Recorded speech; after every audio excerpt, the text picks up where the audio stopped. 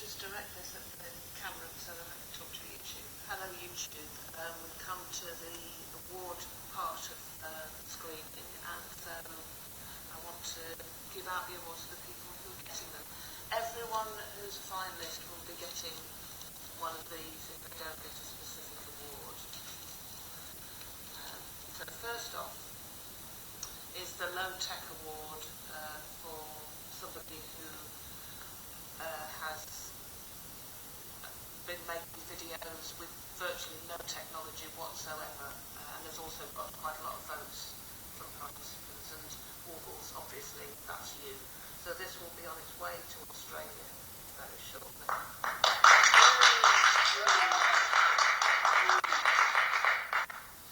This award is going to go to a person whose video you didn't actually see because of the copyright restrictions that we had, but got quite a lot of votes. So we call this the E-Freedom Award for found footage, and this goes to Crown Jewels 84 for Gladiator Wars.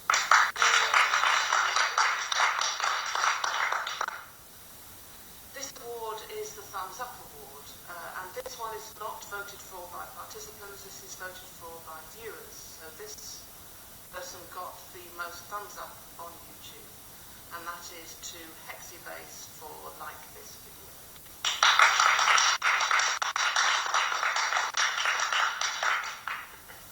And the winner, as voted for by you, the participants in this competition, quite ironically, is Archive of Obscurity with You Have Accomplished Nothing.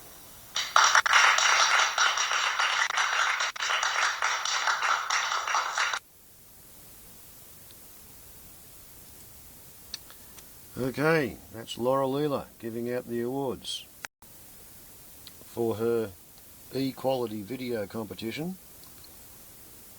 after the screening at Falmouth University's Art Department at Cornwall in the United Kingdom.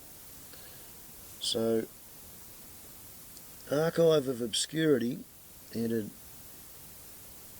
3 movies, and You Have Accomplished Nothing, when I looked at it towards the end of February, 195 views, 21 likes, 9.2 views to the like. And Grey Tai Cho entered twice. Snuff Film had 365 views, 32 likes, 11.4 views to the like. Hexibase, who won the Thumbs Up Award. How you going, Hexy? When I looked at that, 2019 views, 288 likes, 7 views to the like. And Antenatal Funnies by Forever Wolf Films, who came second in the likes competition. 460 views, 66 likes, 6.9 views to the like. So I think that's kind of interesting that the 2 movies that came first and second in the Thumbs Up Award had such a close relationship in their views to likes ratio. Now where did we have Crown Jewels 84? And Crown Jewels 84 with Gladiator Wall was 156 views, 18 likes. 156 views, 18 likes. So that's 8.6 views to the like. And I thought it was pretty funny that my movie Dundee Kangaroos and Currawong for Breakfast had 34 views, which was the lowest number of views of any movie that was entered, and 7 likes, so it actually had 4.8 views to the like, which in terms of your thumbs up ratio made it actually more or less the most effective movie there. But something wrong with my title. doesn't click to the algorithms, and I haven't got a large enough subscriber base to cause vast numbers of people to come and look at it. And, well, the joke of it is, I was really hoping to get my Sunfoil movie into the screening. That was my grand plan. The subplot to the joke is, Hexibase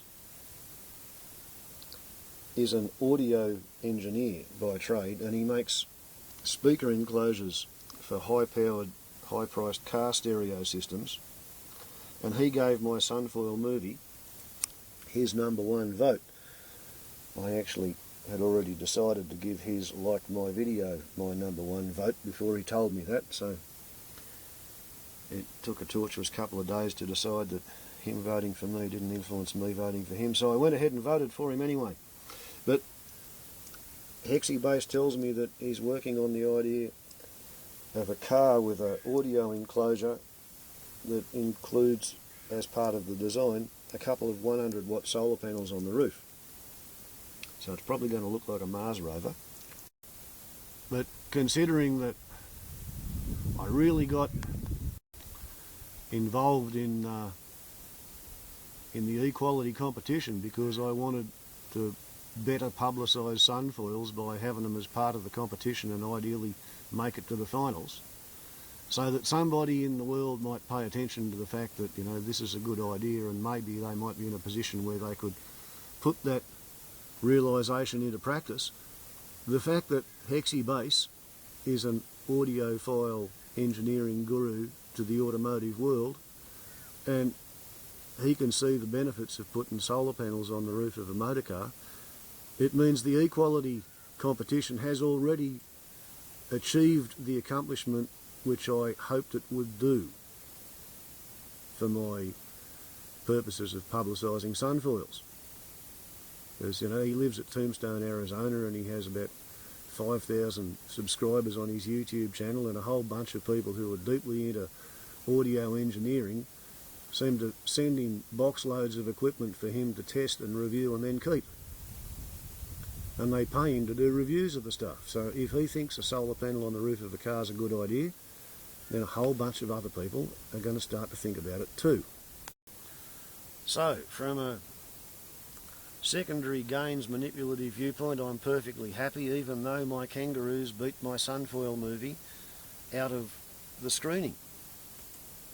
Here I sit in northern New South Wales making movies with a mobile phone. I've uploaded the movie to YouTube. Laura Leela's mirrored it, entered it into the competition playlist, and now I've been able to watch myself get awarded a low technology award prize. I'm rapt. I've had a YouTube movie screened in front of a public audience.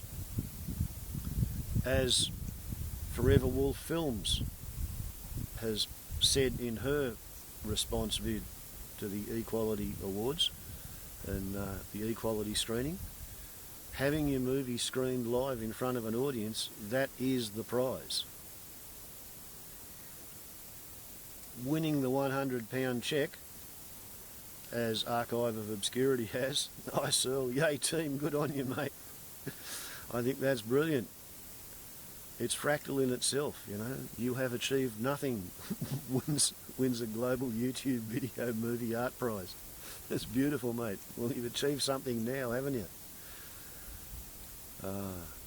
And the photo montages, the video montages that went to illustrate the biographical data readings, they were just beautiful.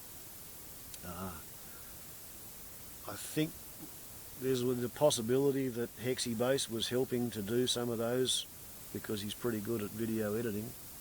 Let's face it, just look at his movie that won the Thumbs Up Award. And he had undertaken to look at a big slab of my movies too.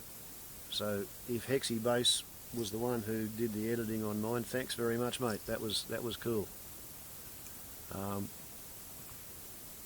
From an absolute egocentric vanity point of view, the only thing that kind of got missed out in my biographical montage is that my serious claim to fame in my own little eyes is that I'm the last person to have flown the world's first legal minimum aircraft.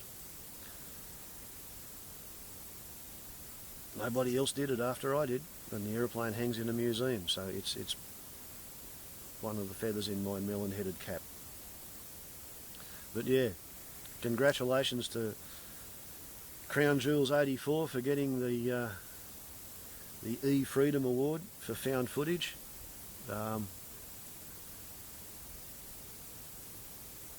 It's a bit sad that there was a copyright drama. I don't know quite why you'd enter a movie that has copyright prohibited material into a competition that said don't do it, but you seem to have pulled it off anyway. You know, you didn't get screened, but you got an award. That's cool, man. Like, yay team.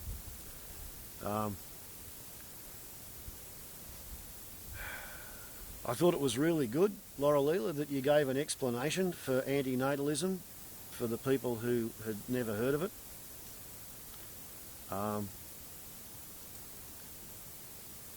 Just brilliant organisation all round. Absolutely brilliant. Pat on the head, you know, like 3 gold stars and a koala stamp sort of thing. And Fred needs a pat on the head too. I'd like to thank everybody who voted for my kangaroos to make an appearance at Falmouth University in Cornwall in the United Kingdom, because as an Australian, post-imperial, neo-colonial domino like I am, we have this major cultural obeisance towards the home country, towards Britain as being the fount of all things worthy of praise and note. So for my YouTube movie to get screened at a university art department in Australia would not be remotely as big a feather in the cap as being screened at a university art department in England. It's just how it goes.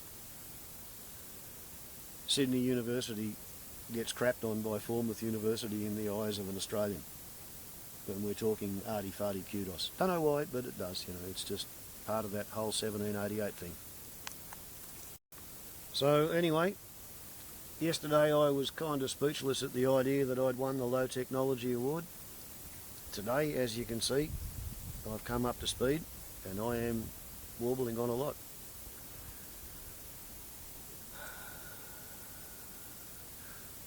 I got to admit, when I first heard of the equality competition, I was a bit standoffish about it because I didn't think I'd be able to attach any of my movies to the playlist. So I got to give special thanks to Laura Leela for allowing me to personal message my freshly uploaded movies to her, and then she mirrored them on her scroll, and once they were on her scroll then she could attach them to the playlist. And like, that's kind of going above and beyond the call of running a competition, I thought, but she did it for me anyway, so thanks for that, Kathy. And then, I don't know what conversation occurred in Cornwall, but Fred asked on a comment thread if it would be possible for a special category to be cobbled onto the outside of the competition for people who'd never made a movie before or who didn't have a computer or a camera and therefore they used their mobile phone. And Laura Leela said, yeah, okay, let's do that. So I started to feel at that point that there was this door to the competition that anybody could enter, and they'd got a wood saw and drilled a few holes and cut a little cat flap so that I could scurry in through this extra special entrance that's really easy for warbles on a lot to get in with. And therefore I wanted to support the competition as much as I could, and I thought, honestly, I thought there'd be a couple of hundred entrants at least. So I entered it 7 times. That's why I was a greedy little pig with 7 entries. And I've had fun. I've had a ball, you know, like trying to figure out how to tell the Sunfoil story as a teaser with a literary hook in it in 5 minutes or under. That was, you know, difficult. Coming up with other movies that would be, you know, considered video art on a mobile phone was a head scratcher. But figuring out who to vote for, you know, what constitutes a good YouTube movie? Is this art or not sort of thing, you know. It had to be under 5 minutes and not a vlog with no fancy sparkly introduction. That's a pretty broad set of gateposts. So to anybody who missed the equality video art competition this year, you missed a really good fun thing to be in. Anybody who's thinking about it next year, do it. It's, you know, really high grade, worth doing, great fun, wonderful just to be in it. Seeing your stuff go up in the playlist is good. If you get to be in the finalists, you know, that's a major ego trip in itself. And getting an award, well, you know, cherry on top of the ice cream bowl. So, thanks to everybody, and congratulations to the other 4 award winners and to the other 10 finalists. And yeah, Archive of Obscurity, you have now accomplished something. A fractal refutation of yourself. Warbles on a lot to YouTube. Ciao.